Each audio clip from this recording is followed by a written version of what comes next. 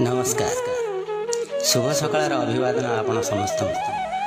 आज विषयटी मुझे लिखी आपण मानक जदि भल लगे लाइक कमेंट और शेयर कले मो परिश्रम सार्थक है बोली मु खुशी अनुभव करी। धन्यवाद। चिठी आसी मो गाँव चिठी आसी मो गाँव चिठी नुहे से माटी आसी मो जन्म माटी। बापा लिखिछंती पढ़िबो पुओ मो हृदयर कथा। चिठी पढ़ी बुझी पारिबो कि मो छाती तल कथा। बहुत दिन हो गला गाँ छाड़ी गलु मने रखिछु ना आम कथा पासुर देलु।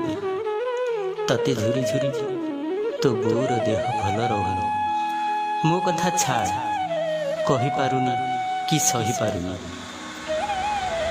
तो स्त्रीर अवस्था गोटे बायाणी समान।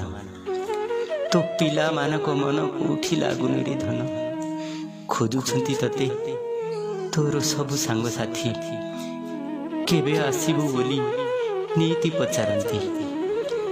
आज भी पिला माने दांडरी खेलंती तो भलिया हेले तो बिना गाँटा लगुची खा खा। भौणी को तोर विदा कली सासु घर को नयन मु चाही तो आसीबा बाट।